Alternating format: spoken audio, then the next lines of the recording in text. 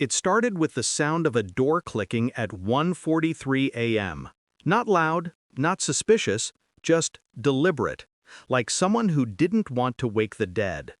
I remember staring at the ceiling, every nerve in my body tightening as the floorboards creaked down the hallway. My wife's sister, Sarah, was staying with us. Just until she gets back on her feet, my wife had said. That was 8 months ago. The guest room was 2 doors down, my son's room right next to mine. That night, I heard her steps stop outside his door. A pause. Then the soft click of it opening. I waited. Seconds stretched into minutes. No sound followed. At 2:27 a.m., the door clicked again. Light steps retreated. Silence settled back into the house like a guilty whisper. I stared at the clock until morning. I didn't sleep. I couldn't. The next night, it happened again. Same hour, same careful rhythm. Something inside me began to rot. Not panic, not anger, something colder. The kind of stillness that comes before you decide you need to know. I told myself I was overreacting, that it was nothing. Maybe she was checking on him. Bad dream, wrong door. Logical lies. They were easier to swallow. But my wife didn't stir, not once. And Sarah never mentioned it. Days passed. She smiled the same way, helped with breakfast, laughed with my son. It all looked normal. That's what terrified me. My son, 8 years old, started acting strange, quiet, distant. He avoided her, sometimes even me. One morning I asked him, "You sleep okay?" He just nodded and went silent. His eyes didn't meet mine. That's when I knew something was wrong, something beyond repair. I noticed other things, subtle, precise. Her door was always locked when I passed by. She took long showers late at night. And once, while cleaning, I found a small key hidden under her pillow. Not a house key, something smaller. When I asked my wife about it, she shrugged.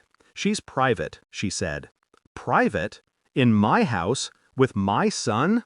The thought clawed at me. At first, I told myself I'd confront her, but something colder took over. Strategy. If she was hiding something, emotion would only warn her. I needed proof. I bought a small camera, one that fit behind the bookshelf in my son's room. I told myself it was for peace of mind, that if nothing happened, I'd delete it and forget everything. But I didn't believe that. Not really. The first night I installed it, I barely breathed. I watched the live feed on my phone from my room. The house was still. At 1:42 a.m., movement. Her door opened.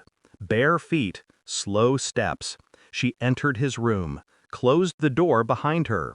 The camera caught only shadows. She sat on the edge of his bed, leaned close, whispered something.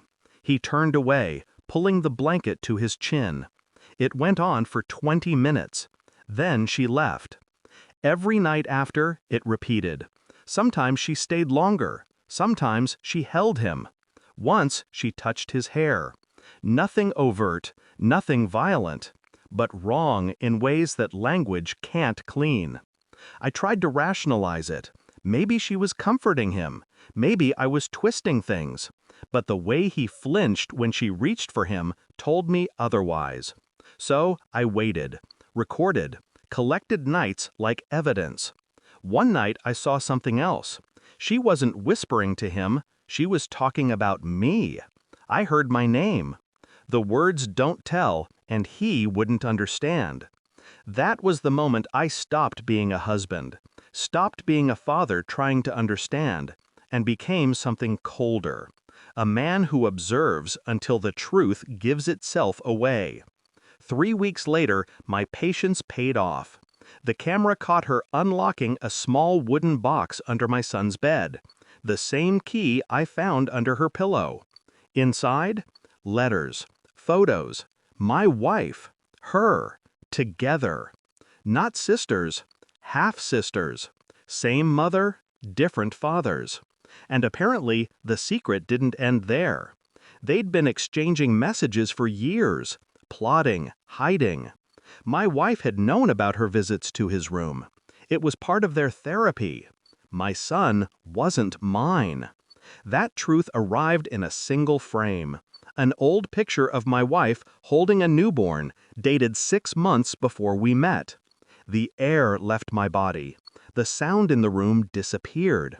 I watched the footage again and again until morning broke through the curtains like a mockery. When my wife came downstairs, I was already waiting. With the photos, the video stills, the DNA report I'd taken from a discarded toothbrush. She froze. "What is this?" I looked at her the way a surgeon looks at a patient before cutting. The silence before precision. "The truth," I said. Sarah walked in moments later. She saw the papers. The color drained from her face. Neither of them spoke. I didn't need them to. I played the footage on the TV. No yelling, no chaos, just the quiet hum of the screen as their lies unraveled in front of them. Sarah collapsed into a chair. My wife stared at her own reflection in the dark glass of the television. I told them I'd already called her parents, that by tonight her belongings would be outside, that the police would have copies of the footage if either of them stepped foot in this house again. My wife tried to speak. "Please, he's just a child." I cut her off. "Not mine." Silence again, the kind that suffocates. Sarah cried. My wife didn't. She just stood there, empty, realizing every advantage she thought she had was gone.